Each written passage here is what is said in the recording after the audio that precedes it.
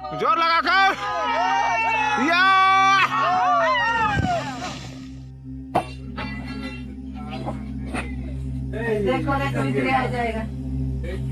ఇది ఏమి రాజ్యము కొడుకా, ఇది ఏమి చట్టము కొడుకా, ఎవడేలినా గాని కొడుకా మన ఎతలు తీరావాయే కొడుకా. నువ్వు పుట్టి పెరిగిన ఊరు వాడి పాడిన చోట స్తూపములో నీ ముఖము చూసుకుందామంటే, స్తూపములో నీ ముఖము చూసుకుందామంటే పర్మిషన్ ఏదాని కొడుకా నన్ను పరిశాను చేస్తుండ్రు కొడుకా. నీ స్తూపాన్ని కొడుతుంటే కొడుకా నన్ను నక్సలైట్ అంటుండ్రు కొడుకా.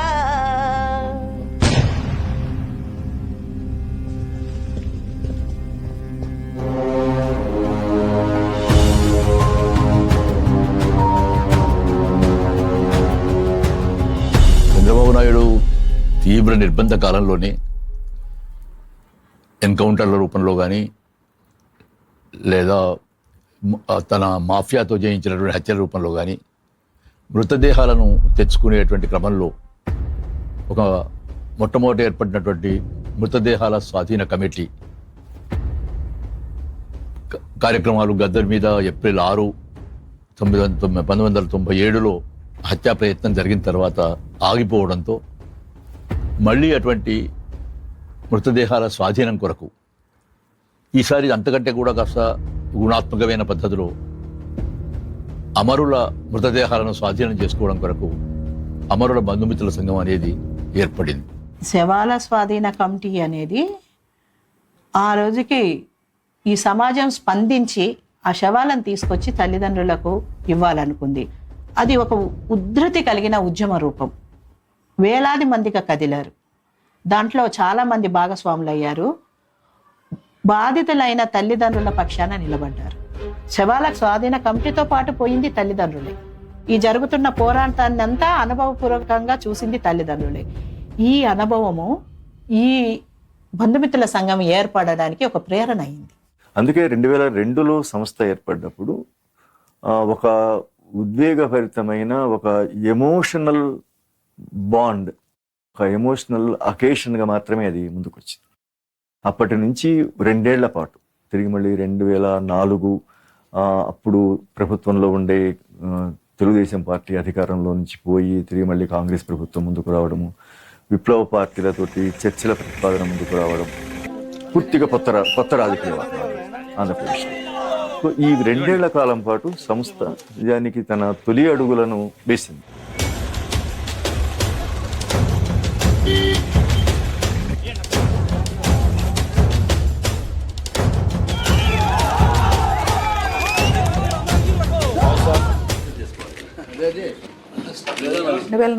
అక్టోబర్లో మావోయిస్టు నాయకులు చర్చలు జరపడానికి వచ్చారు. ప్రభుత్వం వాళ్ళని ఆహ్వానించింది. ఆ సమయంలో చాలా మంది ఆ దొరికిన వెసులుబాటులో అనేక స్తూపాలు కట్టుకోవడానికి ఎక్కడికక్కడ ప్రయత్నం చేశారు. అలాంటి ఒక నేపథ్యంలో తల్లులు ఒక సామూహికంగా తమ దుఃఖానికి ఒక ఎక్స్ప్రెషన్గా ఈ సంఘటితం అయ్యారని చెప్పారు.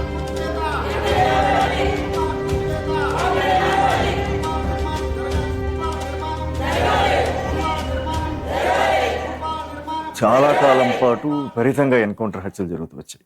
అంటే ఒక రకంగా 92, 93 నుంచి ఒక దశాబ్ద కాలం పాటు 2002 సంస్థ ఏర్పడేంత వరకు ఉమ్మడి ఆంధ్రప్రదేశ్లో చాలా పెద్ద ఎత్తున విచ్చలవిడిగా హత్యాకాండ కొనసాగుతూ వచ్చింది. శవాలు పడుతూ వచ్చి ఆ శవాల స్వాధీనం అనే ప్రశ్న కూడా అసలు నిజానికి ఆ ఊహ కూడా లేదు. ఎవరో అనుకూలిచ్చిన వాళ్ళు వాళ్ళ శవాలు తీసుకొచ్చుకొని అంత్యక్రియలు చేయడం అనేది చాలా పరిమితంగా ఉంది.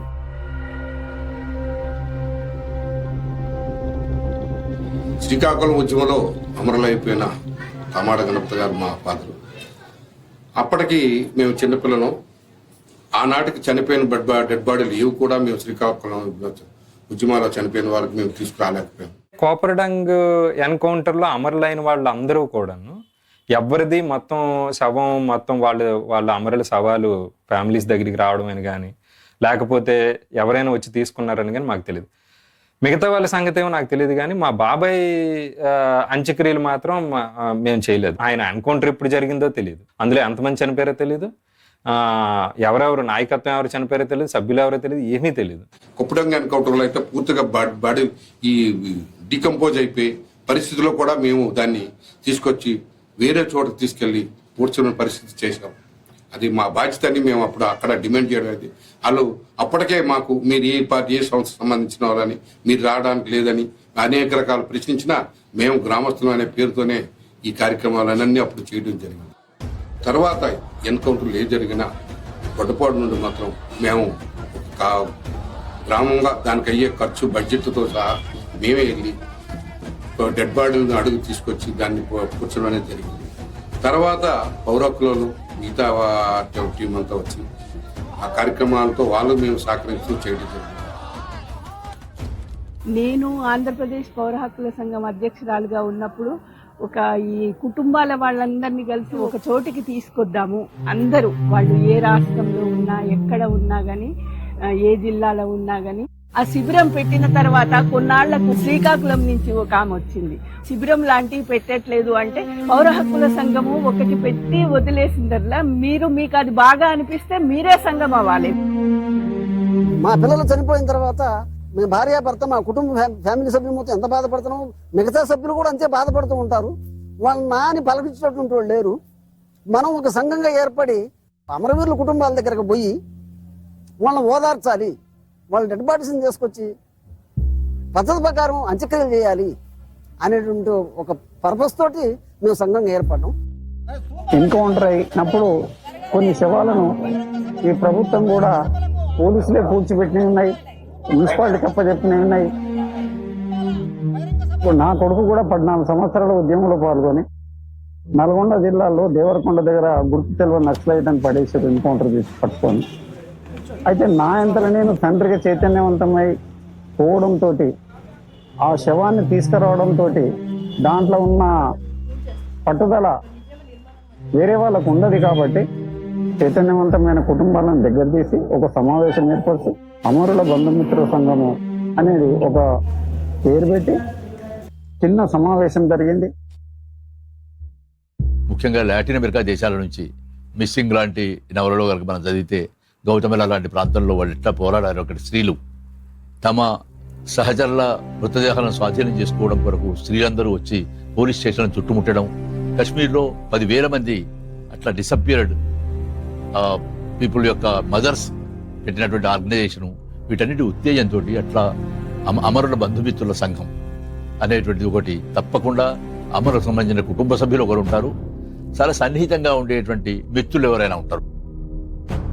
మనం నలుగురం ముందు నిలబడితే మన వెనుక రావడానికి సమాజం ఉంది, మనకేమైనా జరిగితే మాట్లాడడానికి నలుగురు బుద్ధిజీవులు ఉన్నారు అనే ఎరుక వాళ్ళకు వచ్చింది.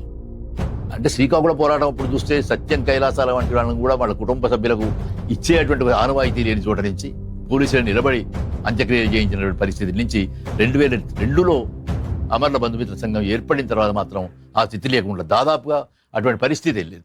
ఒక సంఘం అనే పదాన్ని వాడడం వలన అవుతుంది అనుకుంటే ఆ పదాన్ని ఉపయోగించుకుందాం అనుకునేదే తప్ప ఇది ఏంటంటే సామాజిక కార్యకర్తల్లాగా ఒక ప్రణాళిక, ఒక నిబంధనావళి, దానికి ఉన్న లేయర్స్ తోని పనిచేసిన సంఘం కాదు. దాని ఆఫీస్ బేరర్స్ యొక్క దాన్నే మనం చూసినట్టయితే దాన్ని చాలా చూసేవాళ్లకు వినేవాళ్ళకు కూడా చాలా ఆత్మీయంగా స్పందించేటువంటి పద్ధతిలో వాళ్ళందరూ కూడా ముఖ్యంగా చాలా మంది స్త్రీలే.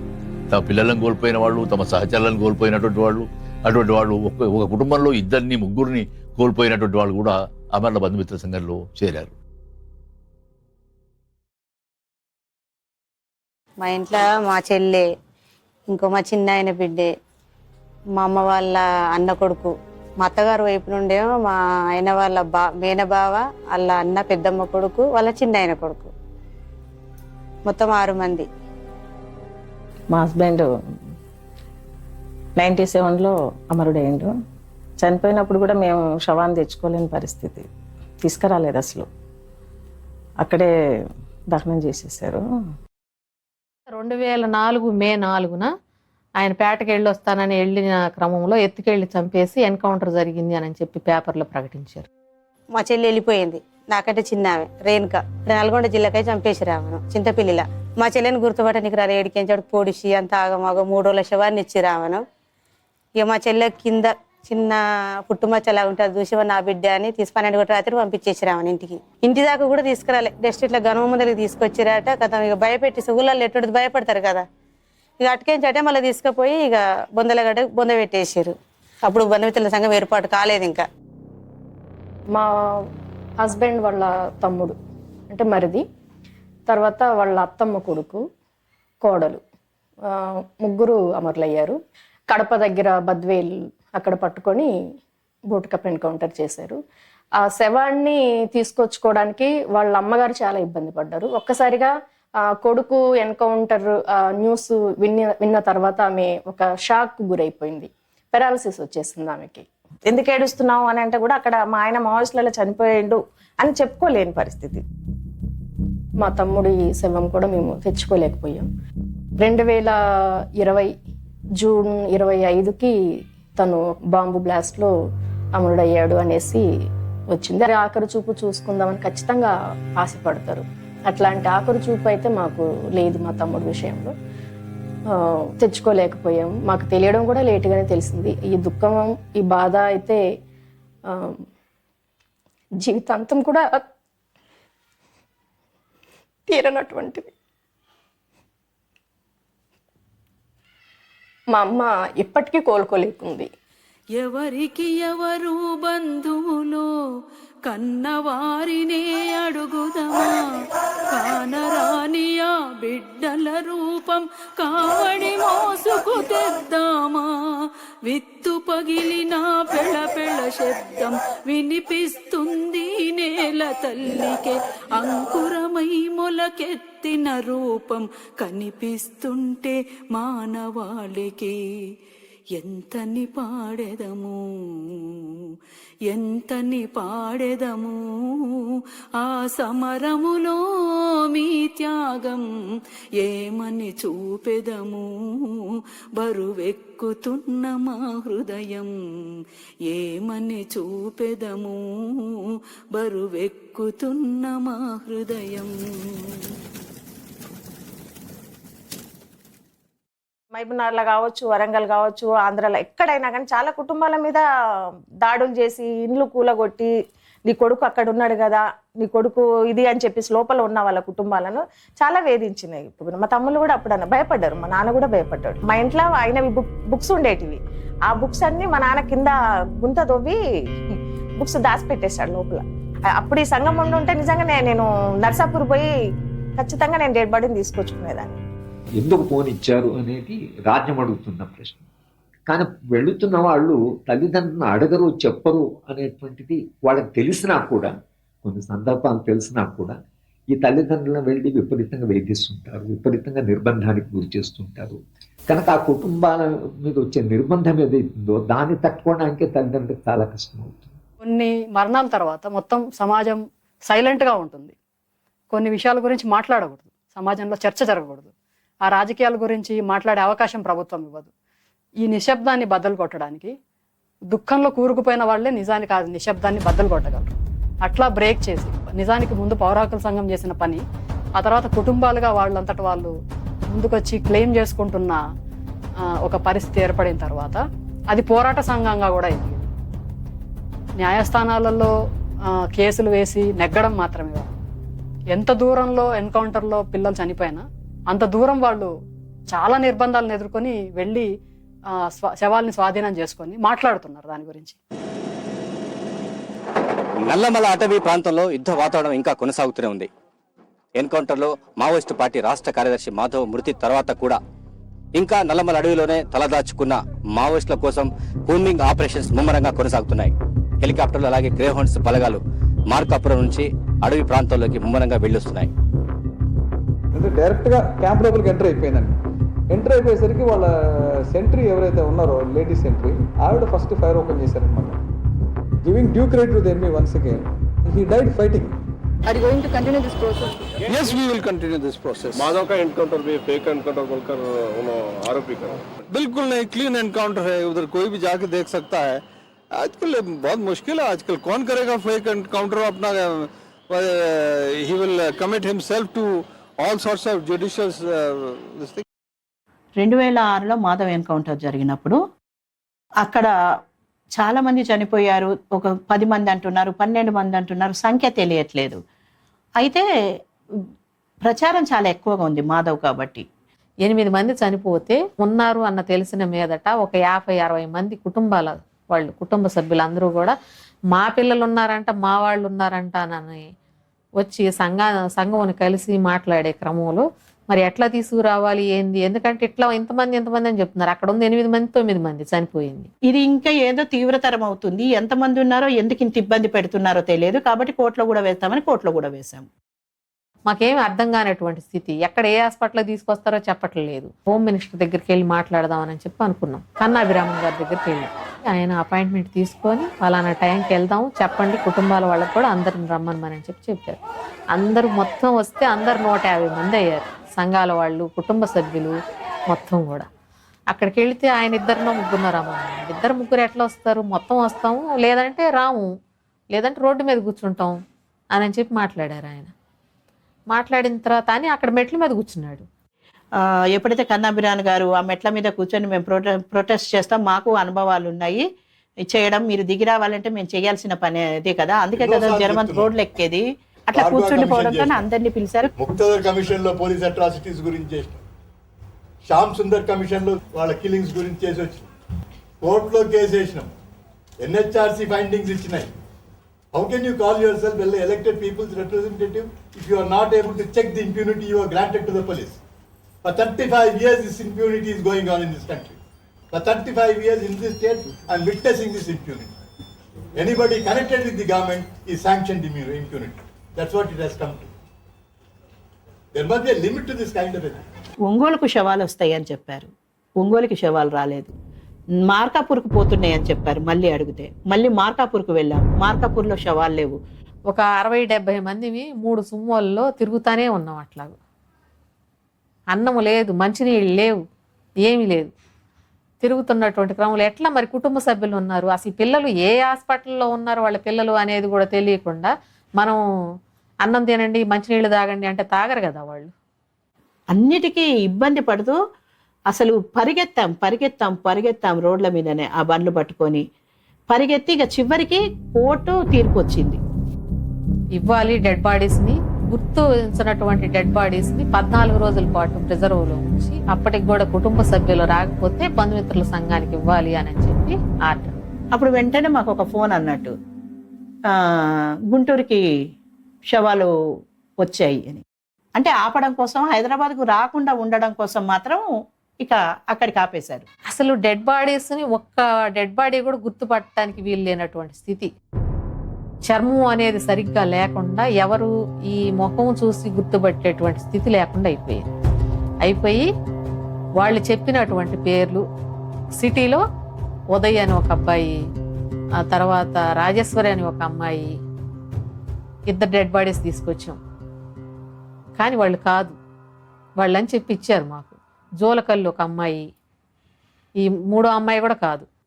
ఆ ఎన్కౌంటర్లో కావాలని వాళ్ళు వాళ్ళ పేర్లు చెప్పకుండా మార్చి శవాలను ఇవ్వడం, ఎవరి శవాలు ఎవరియో తెలియని ఒక కన్ఫ్యూజ్ చేసేసారు.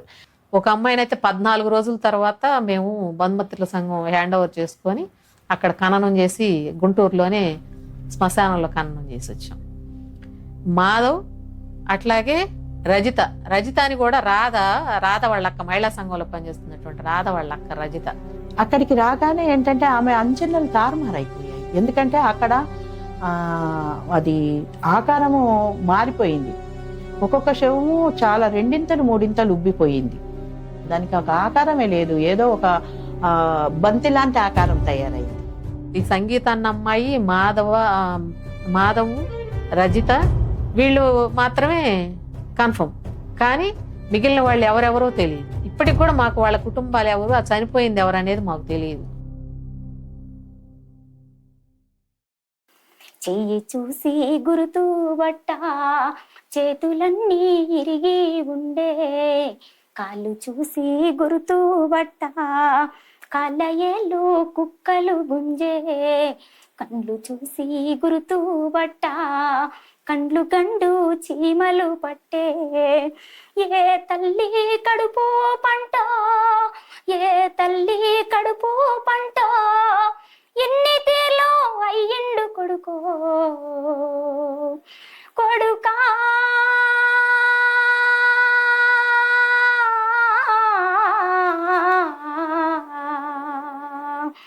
బిడ్డ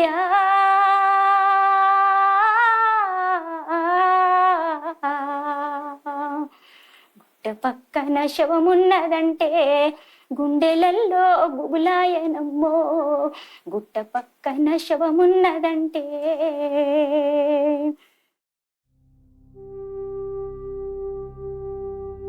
1975లో సురపనేని జనార్దన్, మురళీమోహన్, ఆనందరావు, సుధాకర్ గిరాయిపల్లి అడవిలో వాళ్ళను పట్ట బాగలు చెట్లకు కట్టేసి కాల్చిండ్రు.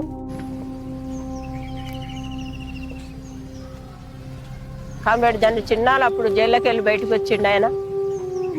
1979లో గిరాయిపల్లి ముతవీర్ల స్తూపం కట్టిండు. తోళ్ల కార్ఖాన కాడ భూస్వాములు, పోలీసులు, గుండాలు నరికిండు. గొడ్డలతో నరికి బర్షిలతో పొడిచి అన్నయ్యను చంపివేసి.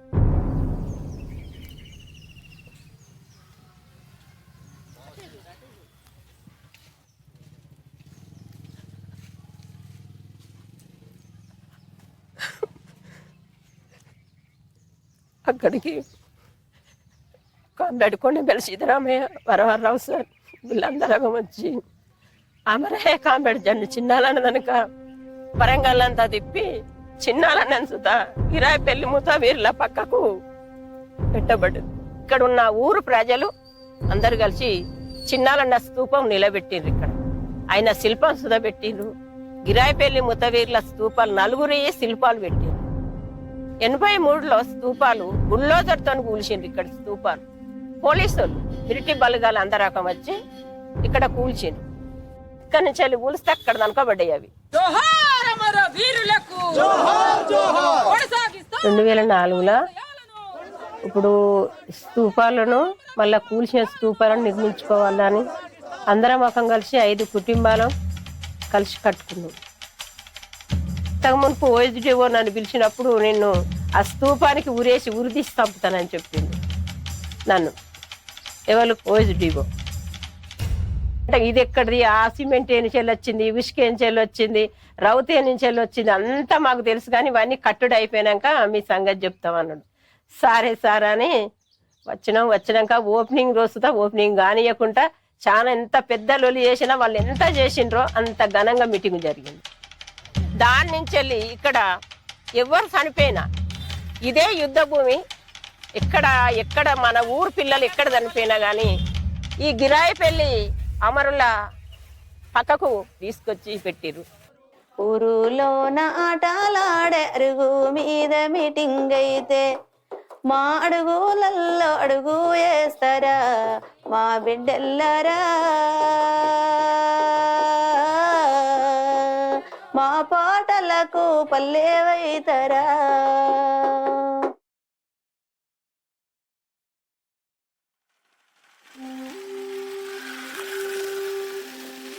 96లో చనిపోయింది. 10వ నెలల 1వ తారీఖు అక్టోబర్ నెలలో. 96లో అన్న జరిగిపోక కంటే ముందు కూడా మా పైన పోలీసుల నిర్బంధం అనేది అనేక రకాలుగా ఉండేది. నాన్నను చిన్నాన్నని పట్టుకొని అయితే వాళ్ళ జీబు అంటే ఒక లోతు ప్రదేశం నుండి ఎత్తైన ప్రదేశానికి దాదాపు 1 కిలోమీటర్ దాకా నెట్టించుకోవడం నేను ఆ చిన్నతనంలో నేను చూడడం జరిగింది. ఒక పిల్లగాడు వచ్చిండు, అమ్మ స్తూపం కడతావా అన్నదంటే ఇద్దరం పోయి ఊళ్ళో అన్ని పార్టీలను అడిగినాం, పెద్దోళ్ళను. అయితే కడదామమ్మా అని అన్నారు. వాళ్ళు ఏం మనకు పైసలు ఇవ్వలే, కానీ మన పైసలే. ఈ కోట పోయినప్పుడు ఈ స్తూపం పోతుంది, ఇక్కడనే కట్టుండ్లా అని అందరూ అక్కడ నిర్ణయం చేసిండ్రు. ఆడ మొదలు పెట్టినాం. మేస్తిని బెదిరించిళ్ళు, రాళ్లను వేస్తే ట్రాక్టర్ వాళ్ళని బెదిరించిళ్ళు, ఇటుకలు వేస్తే ఇటుక బట్టీల వాళ్ళని బెదిరించిళ్ళు, ఇసుక పంపిన వాళ్ళని బెదిరించిళ్ళు, అన్ని రకాలుగా ఇబ్బంది పెట్టిళ్ళు. మాది అస్సలు పుట్టుపూర్వం కిలావరంగల్న పుట్టిండు కాబట్టికే నేను అక్కడనే కట్టాలనుకున్నా. అంతే. ఆడ కడితేనే పలానా ఊరు అబ్బాయి అని తెలుస్తుంది. ఆడగట్టకుండా నేను వేరే ఊరు కడగడతా, నీ ఏ ఊరో నువ్వు ఇక్కడ కడతానవన్నా అన్నారా? నాన్నను గుద్దిచ్చిల్లు ఒక వెహికల్ తోటి. అది ఎట్లానంటే నువ్వు అది ఆపకపోతే ఇప్పుడు స్కూటర్ తోటి, అది మన హీరో హోండా తోటి అయిపోయింది, లేకపోతే లారీయో కారో ఎక్కుతుంది, చచ్చిపోతావురా, మరి నీ బిడ్డలు ఎట్లుంటారో అని అట్లా కఠినంగా కూడా మాట్లాడింది అప్పుడు నాన్నను. అప్పుడే మన పద్మకుమార్ అక్క, తనుజక్క వాళ్ళు ఫస్ట్ టైం మన ఇంటికి రావడం జరిగింది. బంధుమిత్రుల కమిటీ అని ఏర్పడ్డదమ్మా. మనం బంధుమిత్రులము, మనము స్తూపాలు ఓపెన్ చేసుకోవాలి. మన ఇంటికి ఏ పోలీసు వాళ్ళు వచ్చినా ఎవరు వచ్చినా మీరు స్తూపాలు ఎందుకు కట్టిండ్లు అని అడిగితే కూడా గాంధీ తాతది ఉంటుంది, నెహ్రూది ఉంటుంది, మరి ఇందిరాగాంధీది ఉన్నది, ఇక్కడి నుంచి అక్కడ దాకా హుసేన్ సాగర్ మీద అందరి శిల్పాలు ఉన్నాయి, మా కొడుకులో ఎందుకు ఉండదు. ఈ పురావస్తు శాఖ వాళ్ళని చెప్పి, మున్సిపాలిటీ వాళ్ళని చెప్పి, ఇది గవర్నమెంట్ ల్యాండ్ ఇక్కడ కట్టద్దు అని చెప్పి అనేక రాజకీయ శక్తులు, ప్రభుత్వ పరమైనటువంటి అధికారులు అందరూ కూడా రకరకాల ఇబ్బందులకు గురి చేసిళ్ళు. ఆ తర్వాత అమరుల బంధుమిత్రుల కమిటీ సహాయంతో వారితోటి స్తూపాన్ని అయితే పూర్తి చేయడం జరిగింది. ఘనంగా సభ కూడా ఏర్పడడం జరిగింది. అదే రోజు తిమ్మపురంలో స్తూపావిష్కరణ, మార్నింగ్ ఇక్కడ స్తూపావిష్కరణ, ఇక్కడ సభ జరిగిన తర్వాత ఆ రోజు పెద్ద ఎత్తున తిమ్మపురంలో జనార్దన్ అన్న స్తూపావిష్కరణ.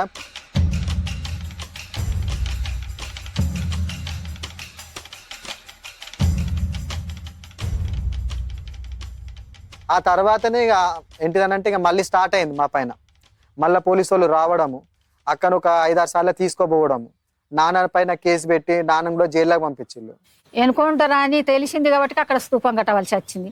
ఒట్టిగా రోగం వచ్చి చచ్చిపోతే ఆడెందుకు కడతా సారు, కట్టపోతుంది కదా అన్నాడట. 3 రోజులు 5 రోజులు ఉంచుకున్నారు. వాళ్ళ అక్కకు ఫోన్ చేస్తే అక్క వచ్చి సెంటర్ జైలు పంపితే సెంటర్ జైల్లో నుండి ఇడిపించుకొచ్చినాం జమనాథ్ మీద.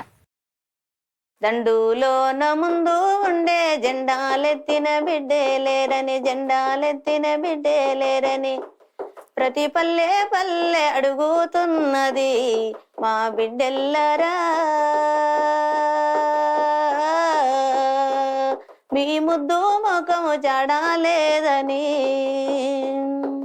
వచ్చే పోయే దారులల్ల స్తూపాలల్ల రూపాలైన, మేము ఎర్ర పూల మాల తెచ్చినం మా బిడ్డెల్లరా, మీ ఎర్ర జెండనెత్తి పట్టినం.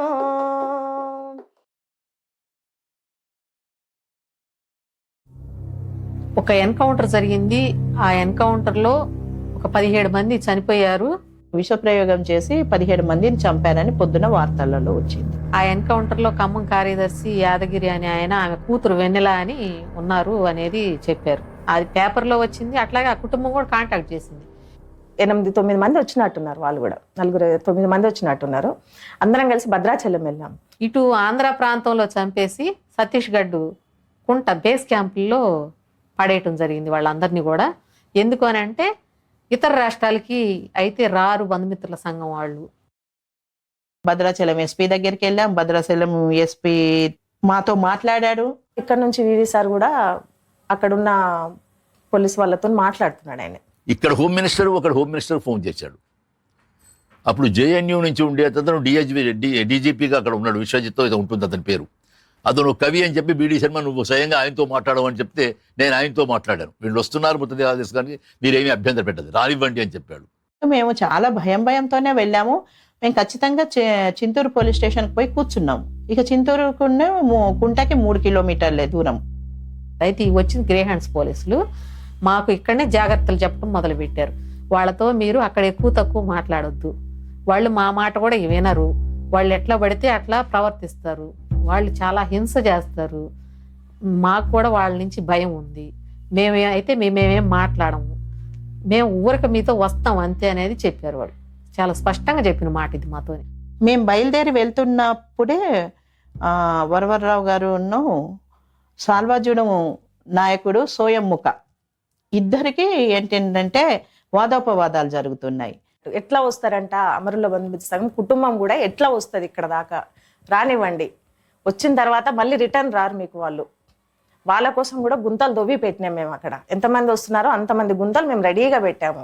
భయపెట్టి వెనక్కి పంపడం కోసం అట్లా ఒక లైవ్ ఇచ్చారు. కొంతవరకు వెనక్కి అని అనుకున్నాము, కానీ లేదు, ఇట్లా వదిలేస్తే మరి రేపు ఇంకా ఎక్కడెక్కడనో ఎన్కౌంటర్లు జరుగుతాయి కదా, వాళ్ళని మనం తీసుకురాలేం కదా.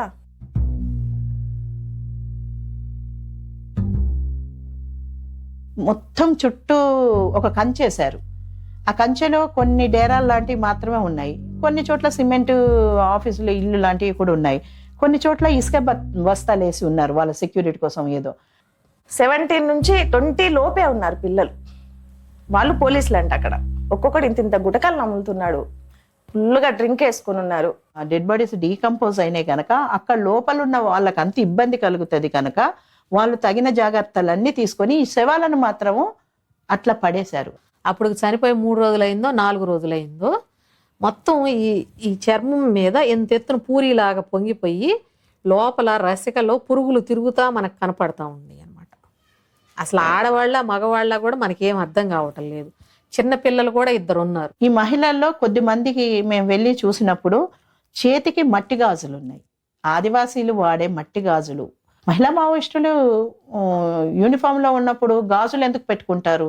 ఇంతెత్తు పిల్లలు మొత్తం తాగి ఊగుతున్నారు. అసలు తాగి ఊగుతున్నారు. ఆ తాగిన కంపు అట్లాగే పౌడర్లు, తెల్లగా పౌడర్లు వేసుకొని జీన్స్ ప్యాంట్లు, షర్ట్లు, స్ప్రే వాసనలు, అసలు ఆ వాసనలు అన్ని వాసనలు కలిపి అంత ఆరు బయట ప్రాంతంలో కూడా ఉక్కిరి బిక్కిరి చేస్తున్నాయి మాకు ఆ చూపులు, వెకిలి చూపులు. ఎంత బూతులు అంటే అసలు అట్లాంటి బూతులు వినడం కంటే అసలు చెవులు వినిపించకుంటుంటే బాగుండు అనిపించింది. వాళ్ళ అన్న మాటలకి మాకు ఆవేశం బాగా వస్తుంది అన్నట్టు. మళ్ళీ వాదనకు దిగితే కూడా అక్కడ వచ్చిన పోలీసు వాళ్ళను, మీరు ఉండండి అమ్మా, ముందుగా డెడ్ బాడీ ఇవ్వనివ్వండి, ఇచ్చి మనం ఇక్కడ నుంచి బయటపడాలి కదా మీరు. చనిపోయిన వాళ్ళ పుట్టలలో కట్టెలు కుచ్చుతూ పేగుల్ని బయటకు తీసి మాకు చూపిస్తుంది, ఇవి మీవే కదా అని. అన్ని మట్టిలాగా ఇట్లా పడేసిండ్రు. ఇది పోస్ట్ మార్టమా, ఇది మార్చరీ అంటారా దీన్ని అనేసి మేము గొడవ పడుతున్నాము. మేము వాళ్ళని చుట్టి ఇవ్వాలన్నా మీకు, మీరే కట్టుకొని వేసుకొని పోండి, మేము చెయ్యి కూడా వేయం. పోస్ట్ మార్టం లేదు, ఏం లేదు. చుట్టేసుకొని ఆటోల్ని పిలిచి మళ్ళీ ఆటోల్లో డెడ్ బాడీస్ని పెట్టేసి ఇక ఎంత ఇదిగా అంటే ఎంత స్పీడ్గా తీసుకొచ్చారో కూడా తెలియలేదు అనమాట. అంత స్పీడ్గా పారిపోయి వచ్చేసినట్టు వచ్చేసి వెళ్ళిన ప్రతిసారి ఇంకోసారి ఇట్లాంటి చోటికి వెళ్ళొద్దు అనుకున్నాము.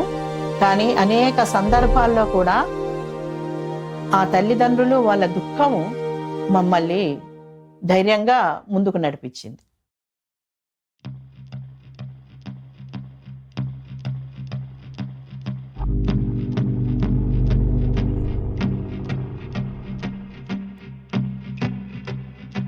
ఉవర్తి ఎన్కౌంటర్లో చనిపోయిన వాళ్ళని ఫస్ట్ భద్రాచలం తీసుకొచ్చారు.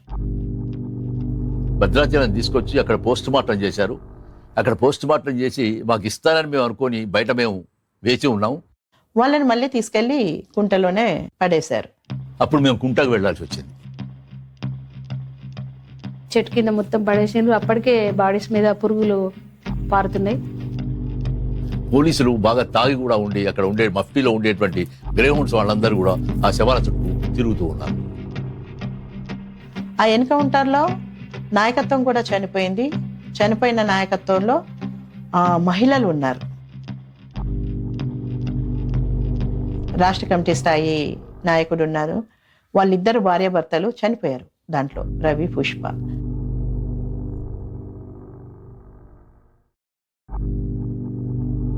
పుష్ప అనే అమ్మాయికి అయితే బాగా అసలు ఆమె బాడీస్ ఇదంతా పోయింది, ఒక భాగమంతా పోయింది ఆమెకు.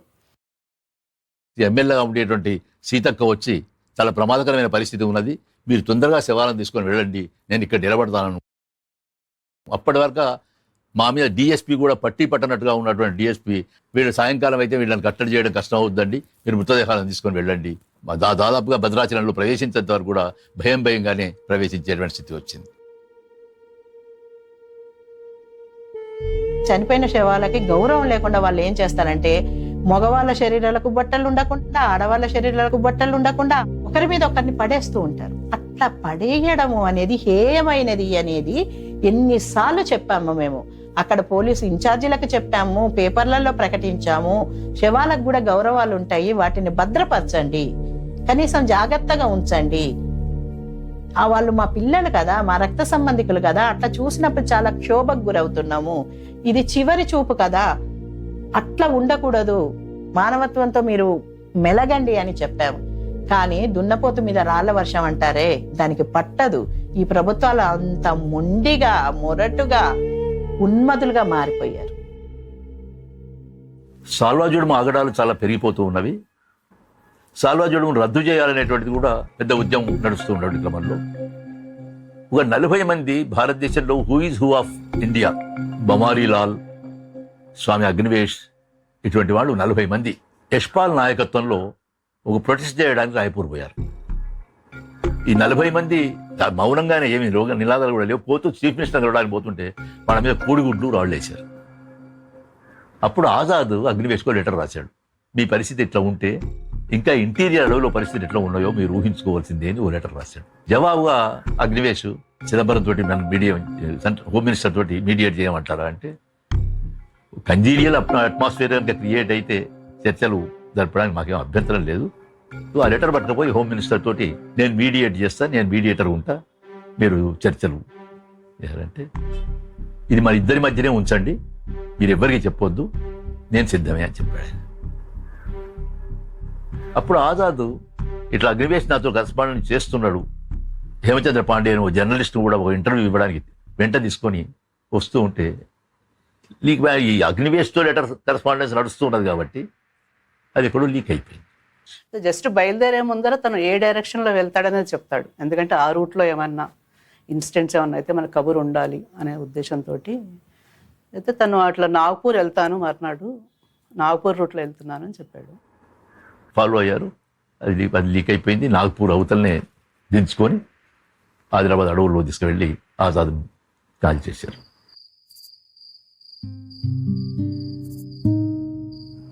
కూమింగ్ ఆపరేషన్స్ ఆర్గనైజ్ చేయబడింది. ఆర్గనైజ్ చేసి నిన్న రాత్రి మా వాళ్ళు అక్కడ పైనకి చేరుకునేటప్పటికి అరౌండ్ 10:30 అక్కడి నుంచి మూమెంట్ కనబడింది. నైట్ గ్లాసెస్, బైనాక్యులర్స్ తోటి, నైట్ విజన్ గ్లాసెస్ తోటి ఇలా మూమెంట్స్ విజిబుల్ అయినాక తర్వాత మా వాళ్ళు వాళ్ళకు వార్నింగ్ ఇచ్చారు. వార్నింగ్ ఇస్తే వాళ్ళు అక్కడి నుంచి అరుచుకుంటా ఫైర్ చేయబడింది. ఫైర్ చేస్తే పోలీస్ కూడా రిటాలియేట్ చేసింది సెల్ఫ్ డిఫెన్స్లో. మూడో రోజు పొద్దున్నే 6:30-7 గంటల ప్రాంతంలో టీవీ పెడితే న్యూస్ వస్తుంది, ఈయన శరీరం కనిపించింది.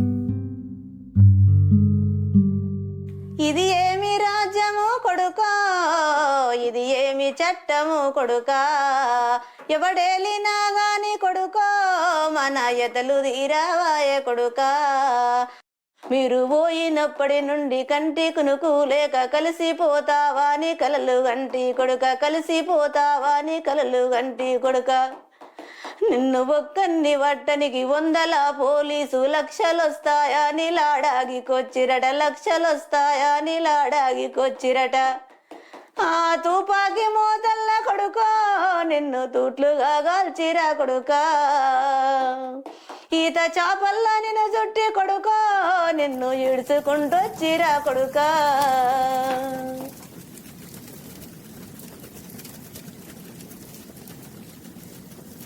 ఆయన పోస్ట్ మార్టం చేసినటువంటి నీలకంఠేశ్వరరావు అనే డాక్టర్ ఇది సర్వీస్ రివాల్వర్తో కాల్చినటువంటిదే అనే విషయం, ఇది ఎన్కౌంటర్ కాదు, పట్టుకొని కాల్చింది అనేటువంటి విషయం. అంటే ఆయన మెడికల్ లాంగ్వేజ్లోనే ఇది చెప్పాడు. చెప్తే నిజానికి సుప్రీంకోర్టులో అది ఫైల్ చేసినందుకు చాలా ఫేమస్ అయిపోయింది కూడా. ఇది ఇండియన్ రిపబ్లిక్ తన పిల్లలను తానే చంపుకుంటుందా అని అడ్మిట్ చేసుకున్నప్పుడు కామెంట్ చేసినటువంటి బెంచ్ ఎప్పుడైతే విచారణకు వచ్చినప్పుడు ఆ డాక్టర్ని పిలిపించండి, ఆ పోస్ట్ మార్టం రిపోర్ట్ ఇచ్చినటువంటి డాక్టర్ని పిలిపించండి అన్నప్పుడు పిలిపించలేదు. అలా 2 ఏళ్ల దాకా ఇంకెవరితోటి ఏమీ తెలియలేదు, ఏ కబురు తెలియలేదు, అసలు ఎట్లా జరిగింది అనేది కూడా తెలియలేదు. తర్వాత సరే ఎవరో కలుస్తారు స్నేహితులు, రండి అటువైపు అని అంటే సరే బయలుదేరాము. దారిలోనే అరెస్ట్ అయ్యాము. అరెస్ట్ అయినప్పుడు ఒక 6 నెలలు వరంగల్ జైల్లో ఉన్నాను. అట్లాగే ఆదిలాబాద్ కోర్టులో ఈ కేసు ముఖ్యంగా పద్మ మళ్ళీ జైలు నుంచి బయటకు వచ్చిన తర్వాత మళ్ళీ తను కూడా నా బయటకు వచ్చిన తర్వాత తను కూడా సాక్ష్యం ఇస్తానని మా ఇంట్లో నుంచి బయలుదేరిపోయిండు. అట్లా బబిత కూడా సాక్షులుగా ఉండి, బబిత కూడా నా ఇంట్లో నుంచి ఫోన్ చేసిపోయిండు, ట్రైన్ ఎక్కినాక కూడా నాకు ఫోన్ చేసిండు. ఇంక పోయేదేమున్నది ఇంతకంటే అది చెప్పిండు అన్నమాట విషయాలు. వాళ్ళు చెప్పి అగ్నివేష్ కూడా స్వయంగా వచ్చి నేనే మీడియేట్ చేసిన కాబట్టి నేను గిల్టీ ఫీల్ అవుతున్నాను చెప్పి, నిజానికి ఇప్పటికీ ఇంకా ఆదిలాబాద్ కేసు బహుశా నేను క్లోజ్ కూడా చేయలేదు. ఎందుకంటే సురేషే వెళ్ళి వాదించాడు, చాలా బాగా వాదించాడు కూడా ఆయన. అది ఆ స్థితిలో ఉండిపోయింది. అయితే మేము ప్రొటెస్ట్ ఏమని వేసామంటే, సరే మీరు ఎట్లాగో అది అబద్ధ పదాలు చెప్తున్నారు, కానీ మేము అడిగేది ఒకటే చాలా సరళమైన ప్రశ్న. చంపారని మీరే చెప్తున్నారు కాబట్టి ఆ చంపిన వాళ్ళ మీద 302 పెట్టి హత్యా నేరం కింద వాళ్ళని అరెస్ట్ చేసి విచారణకు తీసుకురండి, అది మాత్రమే మేము కోరేది అని పిటిషన్ వేసాం. ఆదిలాబాద్లో కింది కోర్టులో పిటిషన్ కొట్టేశారు జడ్జి. దాని నుంచి మళ్ళీ అక్కడ సెషన్స్ కోర్టు, అక్కడి నుంచి పై కోర్టుకి వెళ్ళాము ఆదిలాబాద్లోనే. వెళ్తే ఆవిడ చాలా సంచలనాత్మక తీర్పనే చెప్పాలి. ఆంధ్రప్రదేశ్లో మొదటిసారిగా 29 పోలీసులకి సమన్లు పంపాలి అని తీర్పిచ్చారు. అసలు పోలీసులకి సమన్లు పంపడమే ఒక విజయం, ఒక మొదటడు. ఇక ఇది వచ్చింది అంటే అది ఇంకా చాలా చరిత్రలోనే మొదటిసారిగా మనం పోలీసులను, ఎందుకంటే ఎన్ని ఎన్కౌంటర్లు జరిగినా వాళ్ళు చాలా క్లీన్ చిట్ తోటి అసలు ఏమాత్రము వాళ్ళకి శిక్ష కాదు కదా, కనీసం కోర్టులో అడుగు పెట్టేంత ఇది కూడా అవసరం కూడా పడట్లేదు. వాళ్ళు అది చేయగలిగితే మనం కొంతవరకు న్యాయపరంగా ఒక అడుగు ముందుకేసినట్లు అనుకోవాలి. కుళ్ళిన ఈ సమాజాన్ని ఉన్నతంగా మార్చాలని ఎనలేని పోరు చేస్తే వినేస్తామా, పోరులో నా ఉరిగిపోతే వినేస్తామా.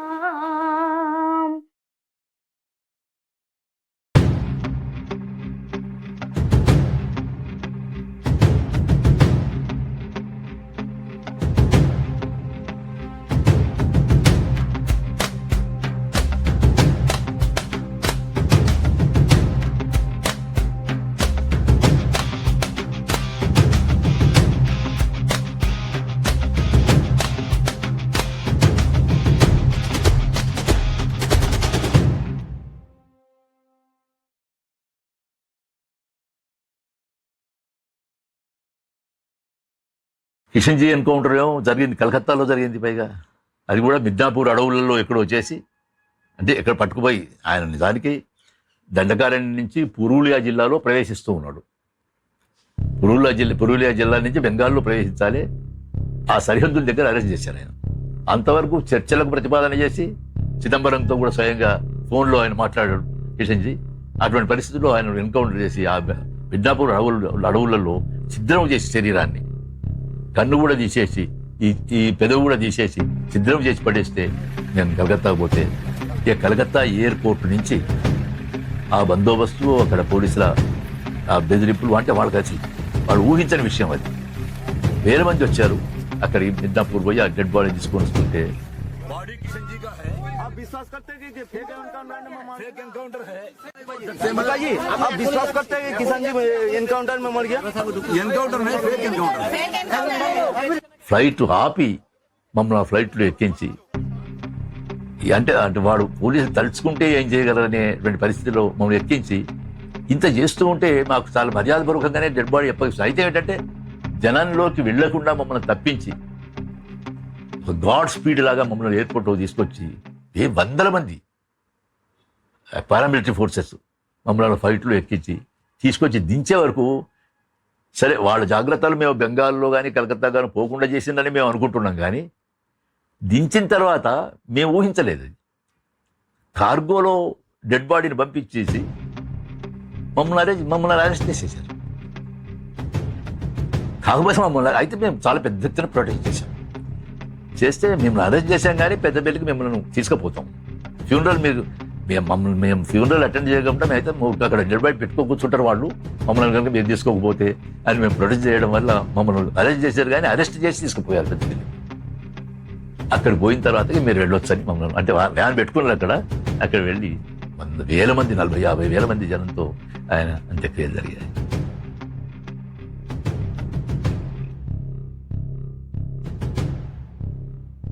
పద్మకుమారి వెళ్ళి అక్కడ మాట్లాడిన తీరు ఇవన్నీ చూస్తూ ఉంటే వాళ్ళకు చాలా ఆశ్చర్యం అనిపించింది. అక్కడ వాళ్ళకు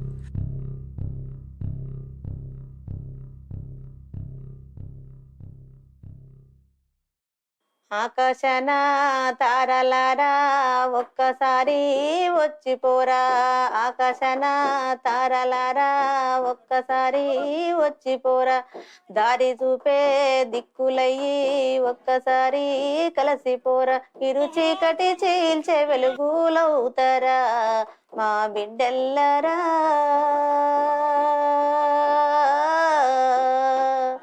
మీరు పండు వెన్నెల పంచిపోతారా రాజాయంసలోన మీరు రాలిపోయిన బిడ్డల్లారా రాజాయంసలోన మీరు రాలిపోయిన బిడ్డల్లారా మా దుక్కులల్లో మొక్కలవుతారా మా బిడ్డల్లారా మా గుండెలల్లో గూడు గడుతారా సేనులల్లో సిలకాలల్లో కోతాలల్లో మోతాలల్లో కోతాలల్లో మోతాలల్లో ఆకలి పూజల పిలుపులవుతారా మా బిడ్డెల్లరా మా కళ్ళల్లోనే కదులుతున్నారా చదువులల్లో సారా మెరిగి సక్కనైన బాట దూసి చదువులల్లో సారా మెరిగి సక్కనైన బాట దూసి గడ్డి పూసాలోలే ప్రాణాలిసిరా మా బిడ్డెల్లరా మా గుండెలల్లో గూడు గడుతారా ఆయన కుల మతాలకు అతీతుడు. అందుకే ఆయనను కులాన్ని గాని ఆయన మతాన్ని గాని విశ్వసించలేరు. ఆయన సమాజాన్ని విశ్వసించాడు. మీరు కలలు గన్నా రాజ్యము కోసము కలిసి కట్టుగా పోరు చేస్తాం. మా అమరుల బంధు మిత్రుల సంగము మా బిడ్డెల్లరా మర సమరానికి సయ్యంటున్నాము మర సమరానికి సయ్యంటున్నాము మర సమరానికి సయ్యంటున్నాము.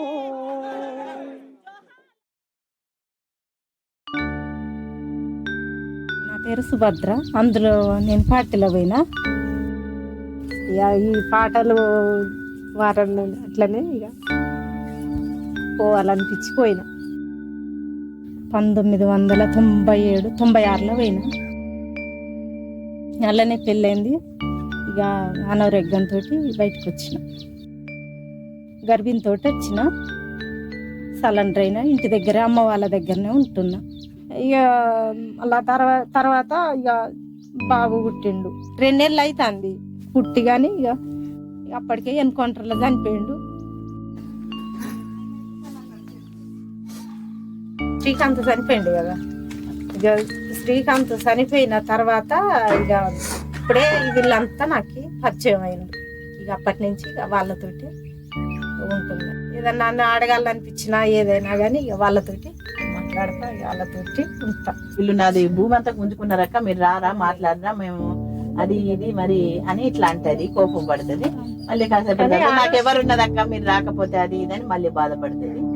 సంవత్సరానికి ఒకసారి అట్లా వస్తుంది కలవని. ఇక వాళ్ళతోటే ఉంటున్న సంఘంలో. ఇప్పుడు జనం కోసం పనిచేసినాం కదా, నేను కూడా పార్టీలో తిరిగిన కాబట్టి ఏందంటే మనకున్న సమస్య, మనకున్న బాధ ఇప్పుడన్నా ఒకసారి అట్లా ఫోన్ చేసి ఇట్లా అక్క ఎట్లా బతకాలి ఎట్లా అది ఇది అని వాళ్ళ సలహాలు తీసుకుంటూ మనకొక్కరికొక్కళ్ళం ధైర్యం చెప్పుకోవడమే.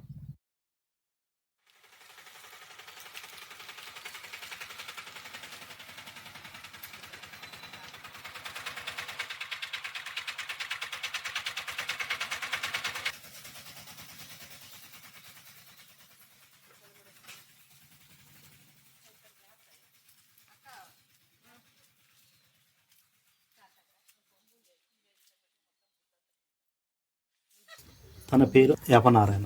ఇక మనకి ఈ పేరు బాగా వెళ్ళిన పేరు అర్బుష్. అక్కడ వెళ్ళిన పేరు లకుందాదా. మనకి కొన్ని విషయాలే తెలుసు. ఇక్కడ ఏం జరిగినా కూడా మాకు వచ్చే ఇన్ఫర్మేషన్ పేపర్ల టీవీలల్లో ఇట్లా ఎన్కౌంటర్ జరిగిందని మేము టీవీలు చూసే ఎక్కడన్నా జరిగినప్పుడు మనం అక్కడికి పోయి మనం అడిగేటోళ్ళం.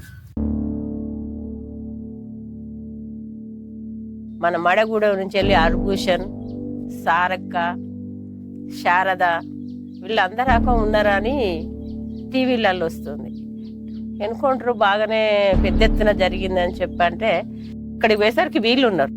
అర్భూషణ్ లేడు, సారక్క లేదు, ఇదే శారద లేదు, ఎవరు లేరు. అదేవిధంగా మన భద్రాచలం ప్రాంతాన కూడా కొన్ని ఎన్కౌంటర్లు జరిగితే మేము అక్కడికి పోయాం. కాంకేరు పూజారి అమరుడు దడవైన స్వామి. అక్కడి నుంచి వెళ్ళి వాళ్ళని తీసుకొచ్చి భద్రాచలంలో వేస్తే మేము అందరం పోయినాం. ఎప్పుడైనా మేము శవాల తీసుకొస్తాం ABMS. మా సంఘం పోయేసరికి వీళ్ళు అక్కడే ఉన్నారు.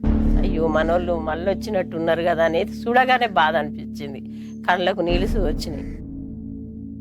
వీళ్ళు ఎక్కడ పోయినా వీళ్ళిద్దరే అవపడేవాళ్ళు, వీళ్ళతో ఇంకో 4 చూస్తే అందులో లేడు. అక్కడున్న OSDO కానీ ASP కూడా అడిగితే వాళ్ళు లేడనే మనకు చెప్పారు.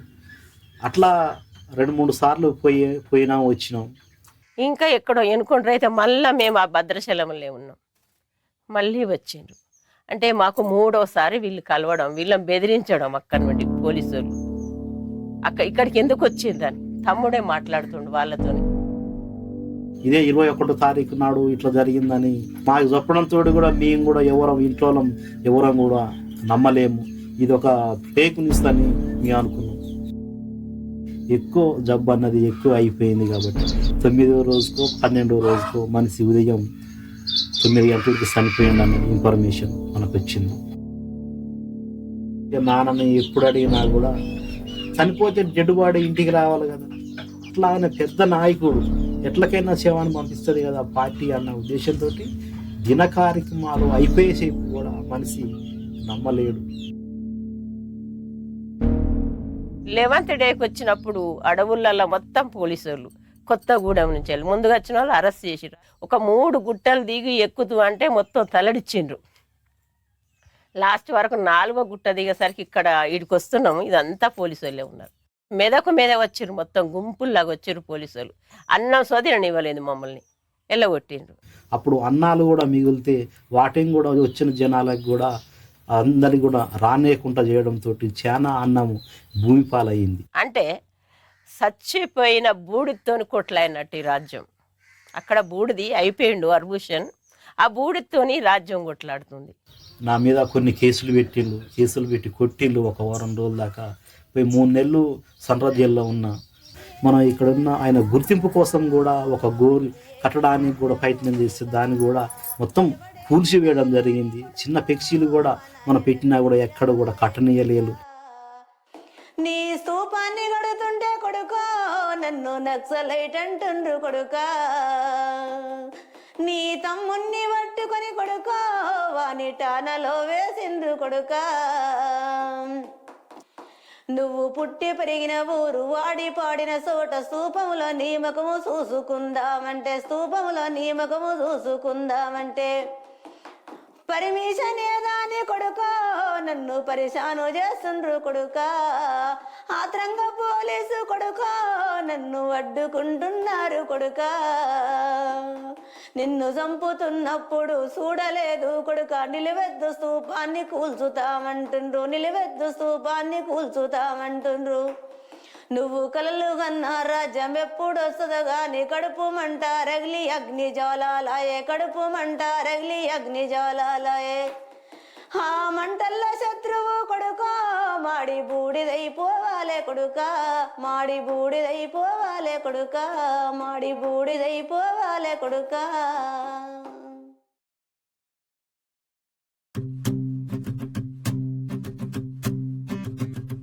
సుభాష్ నగర్ నుంచి, అల్వాల్ నుంచి వెంకటాపురం, బొల్లారం, యాప్రాల, మొత్తంగా చెప్పాలంటే కంటోన్మెంట్ ఏరియా నుంచి 60 మంది విప్లవోద్యమంలో వెళ్ళారు. అంత మాత్రమే కాదు, ఇది హైదరాబాదు రాజధాని నగరం. ఇక్కడి నుంచి పోయిన వాళ్ళు మాత్రమే కాదు, ఇక్కడ ఆర్గనైజ్ చేయడానికి వచ్చిన వాళ్ళు, ఏదో ఈ రూపంలో హైదరాబాద్తో సంబంధం ఉన్నవాళ్ళు, వీళ్ళందరి కొరకు ఈ స్తూప నిర్మాణం. చిన్నదైనా పర్వాలేదు ఇక్కడే కట్టాలని ఈ ప్రాంతవాసి అయిన నర్సన్న ఆధ్వర్యంలో ఇక్కడ ఈ స్తూప నిర్మాణం అనేది చేపట్టడం జరిగింది. అని స్తూప నిర్మాణం చేసినప్పటికీ ఉండే పేర్లని మాత్రమే చేర్చడం కాకుండా ఇప్పుడు ఎప్పటికప్పుడు అమరులవుతుంటే వాళ్ళ పేర్లు కూడా చేసి ఇప్పుడు ఎక్కడెక్కడో రాష్ట్రాలలో చనిపోయారు. కొంతమంది తెచ్చుకున్న వాళ్ళు ఉన్నారు, శవాలను కొంతమంది తెచ్చుకోని వాళ్ళు ఉన్నారు. కాబట్టి దాని యొక్క గుర్తు కోసం అందరి జ్ఞాపకాలు సంవత్సరానికి ఒకసారి మీటింగ్ పెడతాం కదా మేము, July 18th అని అందరిని పిలిపిస్తాం కదా కుటుంబాలను ఇట్లా. కాబట్టి వాళ్ళ స్తూపాల జ్ఞాపకాల కోసం మాత్రమే స్తూపం కట్టుకున్నాం. 2004లో ఈ స్తూప నిర్మాణం మొదలైంది. 2005కి స్తూపం కంప్లీట్ అయింది. మేము మే 4న స్తూపావిష్కరణ చేసుకోవాలనుకున్నాము. ఆవిష్కరించడానికి వాళ్ళు పోలీసులు అనుమతి ఇవ్వలేదు. గుంపులకే పొద్దుగల మేము చేస్తామనేది 6-7 గంటలకే వచ్చి ఆడ మకాయం వేశారు. ఎందుకంటే కుటుంబాలు ఇట్లా అన్ని వస్తాయి, ఎక్కడెక్కడ నుండి ఊళ్ళ నుండి వస్తాయి, అందరి జ్ఞాపకాలు ఉన్నాయి, అందులో అందరి పేర్లు వేసినాం రాష్ట్ర అమరులదని. మొత్తం మందిని ప్రజా సంఘాల వాళ్ళను, వస్తున్న ప్రజలని, వివి గారిని, తర్వాత రత్నమాలని, అమరుల కుటుంబాలని అందరినీ అరెస్ట్ చేసి దాదాపు ఒక 8 పోలీస్ స్టేషన్లలో పెట్టారు. స్తూపం కాడికి వద్దామనేసి ఇంకా పిల్లల్ని అందరిని తీసుకొని వెనక నుండి వస్తుంటే కూడా వాళ్ళు స్తూపానికి కొంచెం ముందు ఇట్లా మన గేట్ అంతా దూరంలో మమ్మల్ని అందరిని అడ్డుకున్నారు. అడ్డుకొని స్తూపాన్ని ఆవిష్కరించనివ్వలేదు. అప్పుడు ఆవిష్కరణ ఆగిపోయిందా? లేదు. అమరుల కుటుంబాలు ఫోర్స్గా ఒక వెల్లువలాగా వచ్చి వాళ్ళు తెచ్చుకున్న పూలను దూరం నుండే దాని మీద విసిరేశారు. ఆవిష్కరణ ఆగిందా? కాకపోతే దాన్ని తాకలేకపోయారు. ఒక స్తూపాన్ని అడ్డుకుందామని వాళ్ళు అనుకున్నారు, కానీ అక్కడ ప్రతి పోలీస్ స్టేషన్లో స్తూపం లాగా తయారు చేసుకొని అందరు కూడా మా వాళ్ళంతా కూడా ఎక్కడ వాళ్ళం అక్కడ స్తూపావిష్కరణ అన్నట్టు 3-4 పోలీస్ స్టేషన్లో చేసాం. అట్లా ఒక స్తూపావిష్కరణ ఆపితే 22 స్తూపావిష్కరణలు ఒక రోజు అయింది.